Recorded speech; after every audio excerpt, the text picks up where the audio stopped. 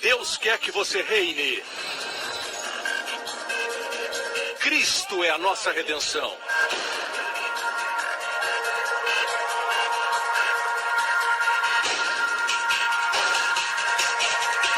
Deus é justo e faz o pecador justo.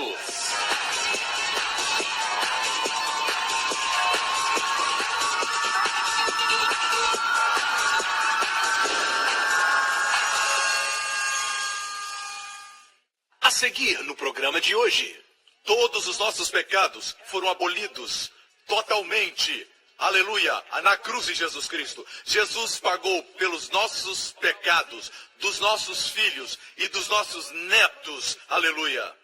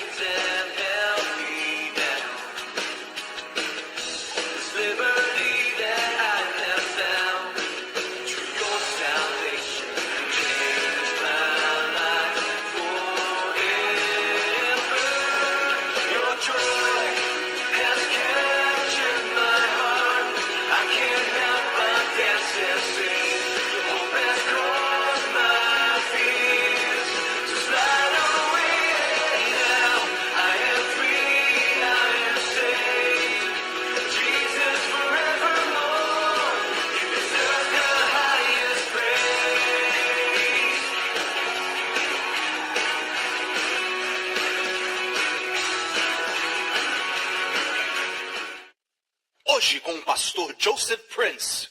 Hoje eu quero compartilhar os 2 obstáculos maiores para a nossa confiança a respeito do futuro. Amém?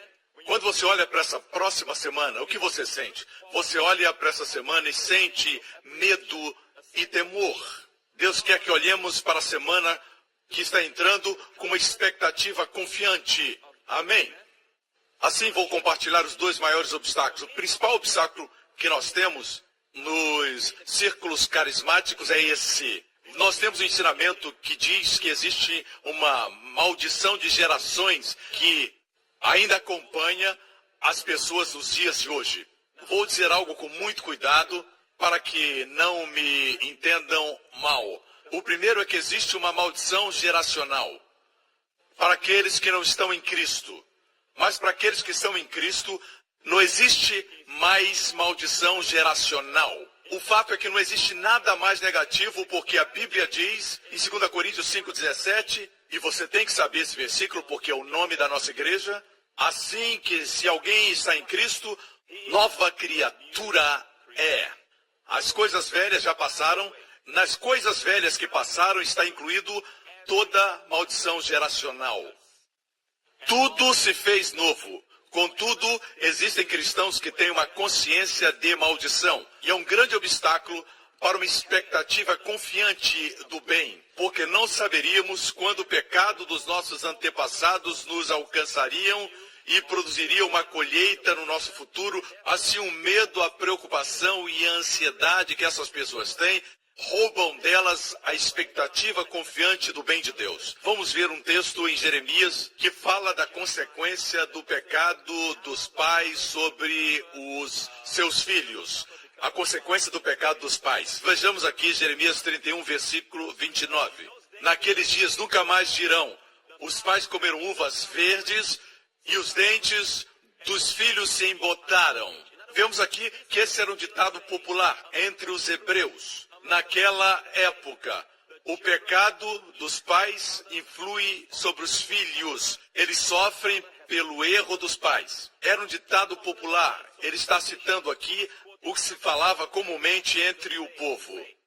Certo? Se baseia em alguma coisa que Deus disse no Monte Sinai. Ele disse a Moisés que visitaria o pecado dos pais nos filhos e nos filhos dos filhos até a terceira ou quarta geração. Isso está na Bíblia, está no Antigo Testamento, não existe dúvida. Mas glória a Deus que nós não estamos mais sob o Antigo Testamento, nós estamos sob o Novo Testamento, o Novo Concerto. Aleluia! Estabelecido sob o sangue de Jesus. Mas alguns crentes ainda estão no Antigo Concerto. Se você está no Antigo Testamento, Deus diz que visitará os seus pecados até a terceira ou quarta geração. Deus não faz mais isso. Todos os nossos pecados foram abolidos totalmente. Aleluia! Na cruz de Jesus Cristo. Jesus pagou pelos nossos pecados, dos nossos filhos e dos nossos netos. Aleluia! Ele pagou o preço. Amém? E bradou, está consumado. Por isso estamos num novo concerto, onde Deus diz que os nossos pecados e impiedades, Ele não se lembra deles mais. Nós vemos aqui em Hebreus capítulo 10, onde Deus diz que os nossos pecados e impiedades, Deus não se lembra mais. Essa é a cláusula principal do novo concerto. Se você olhar para Jeremias 31, diz assim, diz o Senhor que faria uma nova aliança com o povo. Amém? E Deus diz, porei a minha lei no seu interior e as escreverei no seu coração, serei seu Deus e eles serão meu povo. E depois ele diz, por quê? Porque perdoarei a sua maldade nunca mais. Me lembrarei dos seus pecados. Em outras palavras, o novo concerto está estabelecido sob esta premissa. Deus não se lembrará dos seus pecados. Deus não está lidando mais baseado nos seus pecados. Deus está lidando com você baseado no perfeito homem que foi seu substituto. Deus não está mais lidando com o pecado na sua vida. Ele está lidando com o Filho na sua vida. Amém? É aqui que reside a diferença. No Antigo Testamento, Deus diz que não se esquecerá jamais dos seus pecados. Palavras duras, não se esquecerá jamais. Mas no Novo Concerto, Deus diz que não se lembrará mais dos seus pecados. E as palavras nunca mais, como já disse, são duas palavras negativas unidas no grego, fortalecendo essa negação. Nunca, jamais me lembrarei. Aleluia. Em qual concerto você está? Sob o Antigo Concerto ou sob o Novo? Todos os crentes hoje deveriam estar sob o Novo Concerto. Mas muitos no Novo Concerto têm a mentalidade do Antigo. Eles esperam um juízo. Eles esperam maldição. Voltemos para Jeremias para entender todo o contexto. Naqueles dias nunca mais dirão, os pais comeram uvas verdes e os dentes dos filhos se embotaram. Mas cada um morrerá pela sua iniquidade. De todo homem que comer as uvas verdes, os dentes se embotarão.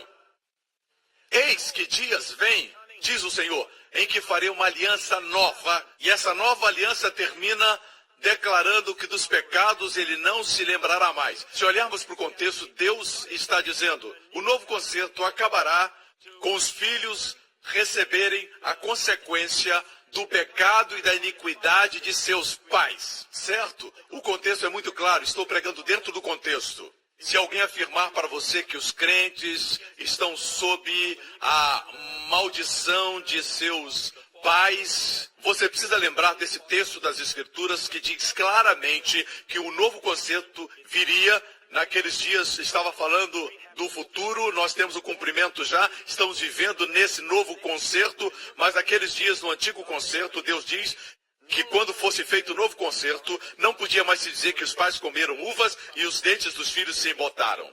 Esse ditado não seria mais válido. Aleluia! Glória ao nome de Jesus.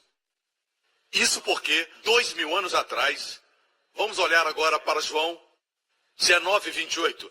Depois, sabendo Jesus que já todas as coisas estavam terminadas, para que a Escritura se cumprisse, disse, tenho sede. Jesus não disse tenho sede porque tinha sede, mas ele disse tenho sede porque a Bíblia diz que ele sabia que a Escritura tinha que se cumprir. Já que todas as coisas estavam terminadas, ele disse tenho sede. Ele tinha uma sede que tudo nas Escrituras se cumprissem. Porque quando ele disse eu estou com sede, ele já estava na cruz. E ainda assim, sua preocupação principal era que as Escrituras se cumprissem. E ele sabia que existia uma outra área que precisava se cumprir. E era maldição geracional.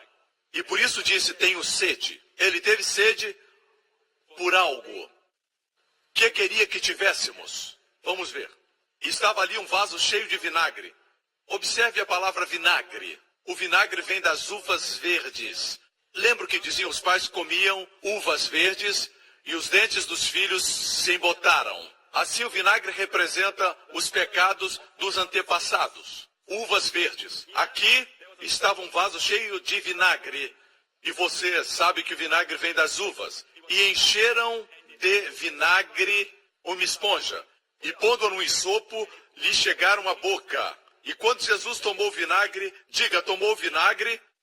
Quando Jesus tomou vinagre, as uvas verdes, Jesus recebeu as consequências e a maldição que pertencia aos filhos por causa do pecado dos pais. Jesus recebeu sobre ele.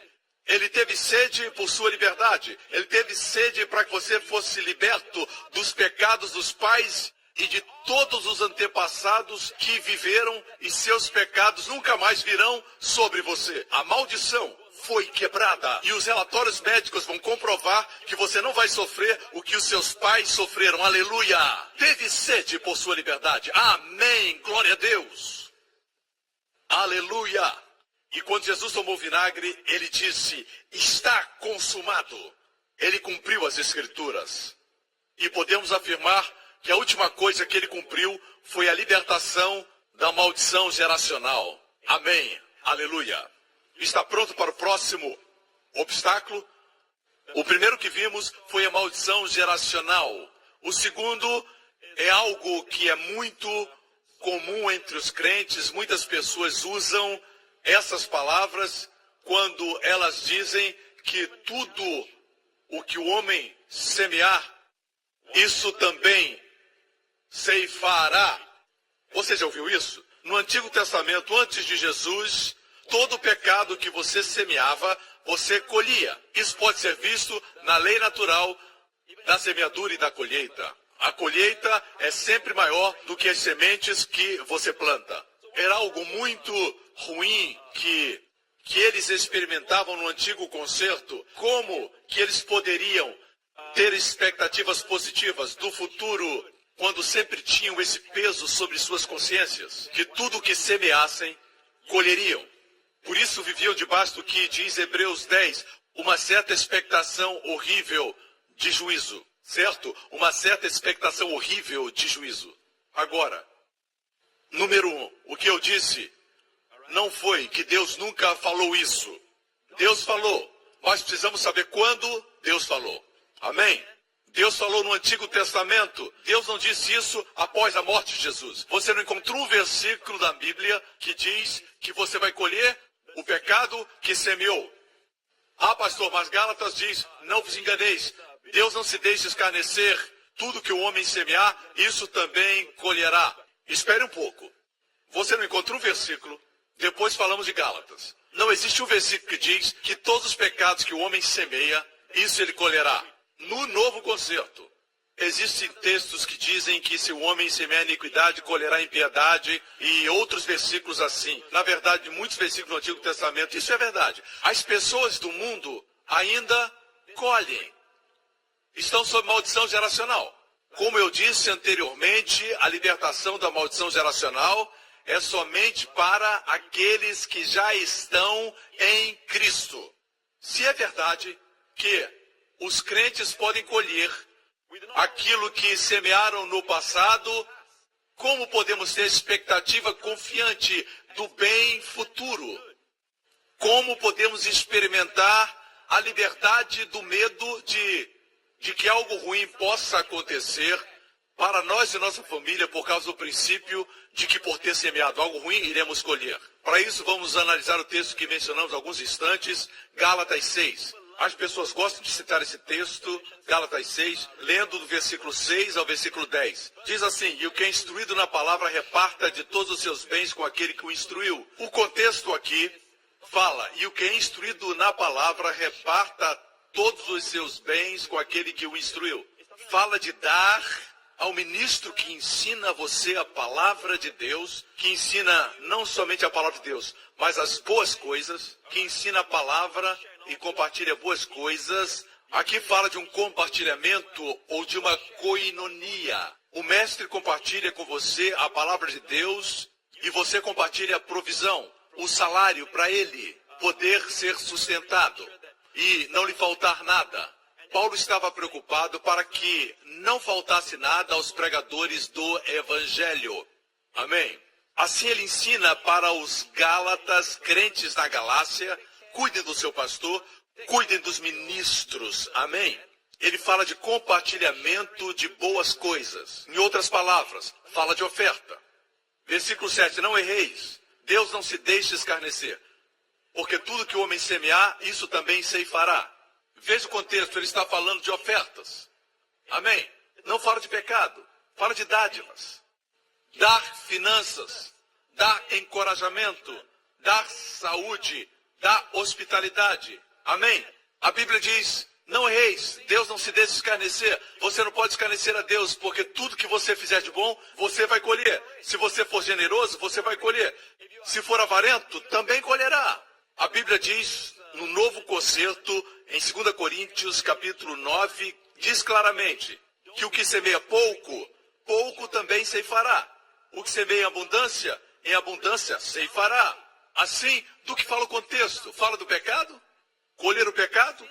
O contexto é sobre dar. Diz, cada um contribua segundo propôs no seu coração, não com tristeza ou por necessidade, porque Deus ama ao que dá com alegria. O doador, não o pecador. Amém? Aqui não fala do pecado. No Novo Testamento, semeadura e colheita quase sempre, digo quase porque existe outro texto onde esse conceito é usado de forma diferente, mas em quase todo o Novo Testamento é usado para dar finanças. Amém? Amém? Quase sempre fala de contribuição financeira, não de pecado. Não é sobre colher pecados. Uma colheita como consequência dos seus pecados é sempre no contexto de finanças. Amém? Diz claramente aqui que se você semeia pouco, você é avarento na sua semeadura, você vai colher pouco. Sua colheita será pequena. Amém? Agora, muitos de nós precisamos entender o seguinte. Aqui estamos em 2 Coríntios 9. Em 2 Coríntios 8 diz que nós somos ricos através de Jesus. Isso está em 2 Coríntios 8. A cruz nos fez ricos. Contribuir não faz você rico. Foi a cruz que nos fez ricos. Porque foi na cruz que Jesus se tornou pobre para que você se tornasse rico. Aleluia. Amém. Está bem claro que não somos ricos pelo que fazemos. Somos ricos através da cruz de Cristo. Isso está no capítulo 8, antes de 2 Coríntios 9. Mas no 9, o capítulo seguinte diz que se você semeia em abundância ceifará. Agora, qual a fortuna que quer ter? Agora que você é rico, amém? Você pode ser mais rico, amém? Glória a Deus. Uma vez que o campo está todo colhido, amém? O solo está pronto para a semeadura. Não tem mais ervas daninhas, você não deve mais nada a Deus. Glória a Deus, os seus pecados foram perdoados por Jesus. Amém? Ele pagou tudo. Na verdade, ele deu a Deus muito mais do que você devia. Assim, podemos estar diante de Deus. Foi Deus que planejou tudo isso. Ele é maravilhoso. Uma vez o solo estando arado, a terra tendo sido preparada, cuide com o que semeia, porque você é rico.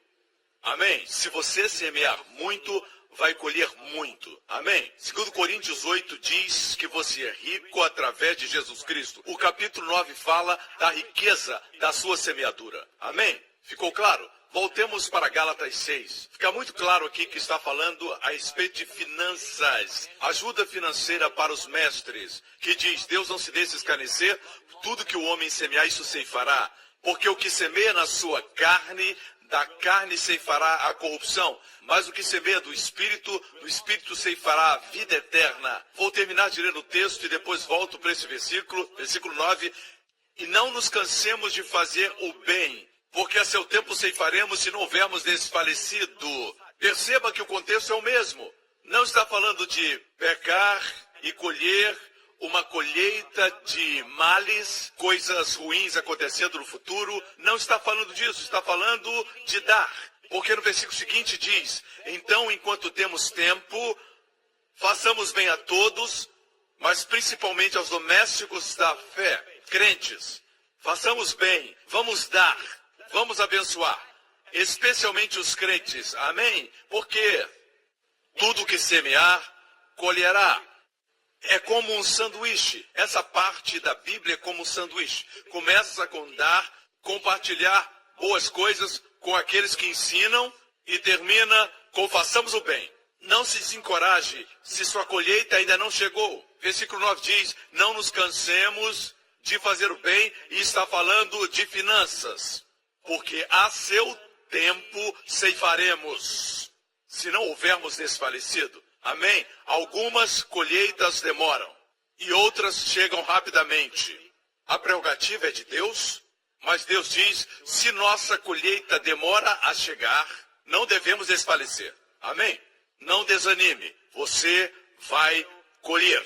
Aleluia, glória a Deus, glória a Deus. O contexto aqui é muito claro. Voltemos ao versículo 8, porque é nesse versículo que as pessoas pensam que se refere ao pecado. E diz aqui: o que semeia na carne. E alguns argumentam que esse texto se refere ao pecado. Amém. E logo conectam com pecados sexuais, porque fala da carne e da ideia de sexo. Já vi alguém dizer isso sempre no contexto sexual. Carne não é sexo. Carne é o princípio do ego, que faz uma pessoa pensar somente nela. Ela é motivada pelo ego e não por Cristo. Essa é a carne. A carne gosta de leis, regras, regulamentos. Na verdade, a carne não se importa em ser moral, contanto que ela esteja em controle. Mas Deus não quer que sejamos ocupados pelo ego, mas por Cristo. E Cristo deve reinar no trono dos nossos corações e não o ego. Não esqueça, o ego é a carne. Aqui diz: porque o que semeia na sua carne, da carne ceifará. O que significa isso? Não pecados sexuais, mas avareza. Lembra o que lemos em 2 Coríntios 9? Se semear pouco, pouco também colherá. Terá uma colheita corrompida. Se semear na carne, a carne sempre é avarenta. A carne quer o dinheiro para ela. A carne não quer abençoar. O ego não quer se envolver no reino de Deus. O ego quer pegar tudo que pode e guardar tudo que pega, segurar e manter consigo. Assim é o ego. Amém? Deus quer que você dê. Amém? Glória a Deus. Dar é um sinal de que você não está controlado pelo ego. É doloroso ser controlado pelo ego. Amém? Quando você só pensa em você, você vive a vida cheio de temor e ansiedade, mesmo estando em uma posição de proeminência. Você pode ser um grande executivo, mas sempre preocupado se alguém vai tomar seu lugar. Essa preocupação é dolorosa. Faz você viver cheio de ansiedades e medos que nem sequer existem. Amém? Mas graças a Deus não precisamos tentar salvar o ego. Aquele que perder sua vida por amor de Cristo, salvá-la-á. Amém? Aquele que perder sua vida baixa encontrará uma vida mais alta. Esse é o contexto no grego. Diz que aquele que perde a vida inferior encontrará uma vida superior em Deus. E diz o texto: se você semear na carne, ceifará corrupção. Corrupção é uma semente e uma colheita corrupta. Porque a semente avarenta colherá uma colheita pequena. Isso é corrupção. Corrupção nem sempre fala de moralidade. Aqui o contexto é claro no grego, fala de semente corrupta, colheita corrupta. Mas o que semeia no Espírito fala aqui de generosidade. Segue o Espírito, porque o Espírito sempre leva você para a generosidade. O Espírito de Deus é como Deus. Amém? Deus amou o mundo e deu. Amém? Se você ama, você dá. Cristo se entregou. A Bíblia diz: maridos, amem suas esposas como Cristo amou a igreja e se entregou por ela. Quando você se entrega por alguém, você encontra satisfação completa. Glória a Deus. E aqui diz, se você é generoso, se você semeia no Espírito, se você segue o Espírito, o que acontece? Você vai colher no Espírito vida zoe, que no grego quer dizer vida. Se você disser que esse texto fala de ações pecaminosas, imorais, e se você semeá-las, você terá uma colheita pecaminosa, se acreditar assim, então se você semear alguma coisa moral e boa, você vai colher vida eterna. É dessa forma que alguns interpretam esse texto. Isso é perigoso. Na verdade, isso é muito perigoso, porque você estará afirmando que você recebe vida eterna por seus atos morais. Isso não é bíblico, isso não é o Evangelho. Na verdade, é a antítese da mensagem do Evangelho. Você não pode se salvar por suas obras, você não pode se salvar por seus atos morais. Mas é pela graça, através da fé que você é salvo, não pelas obras para que nenhum homem se glorie. Amém? Você não pode aplicar moralidade neste texto. Fala de semente financeira. Amém? Eu vou dar outro texto que certamente vai tornar esse versículo mais claro. Em 1 Timóteo, capítulo 6. O mesmo apóstolo Paulo, que escreveu Gálatas, que nós lemos agora, esse mesmo apóstolo disse: manda aos ricos deste mundo que não sejam altivos, nem ponham a esperança na incerteza das riquezas, mas em Deus, que abundantemente nos dá todas as coisas para delas gozarmos. Porque Deus nos dá todas as coisas para gozarmos. Amém? Mas nossa esperança não pode estar na incerteza das riquezas. Nossa confiança deve estar na glória e na graça de Deus. Amém. Que esses ricos façam o bem, enriqueçam em boas obras e repartam de boa mente e sejam comunicáveis, que entesourem para si mesmos um bom fundamento para o futuro, para que possam se apoderar da vida eterna. Olha a última frase. Diz que se você é rico e generoso, Deus o abençoou de uma forma especial para que você seja um abençoador, um grande doador. Amém? E Deus fez você rico financeiramente. Deus quer que você seja rico em boas obras. No próximo programa, nós não estamos mais sofrendo as consequências da visitação do pecado dos nossos antepassados. Pelo que Cristo fez na cruz, não existe mais maldição geracional. Glória a Deus, Jesus Cristo mudou tudo. Aleluia! Obrigado por sintonizar no programa de hoje. Esperamos que tenha sido uma bênção para a sua vida. Para mais informações sobre o programa da Igreja New Creation, acesse o site ncctv.org.sg.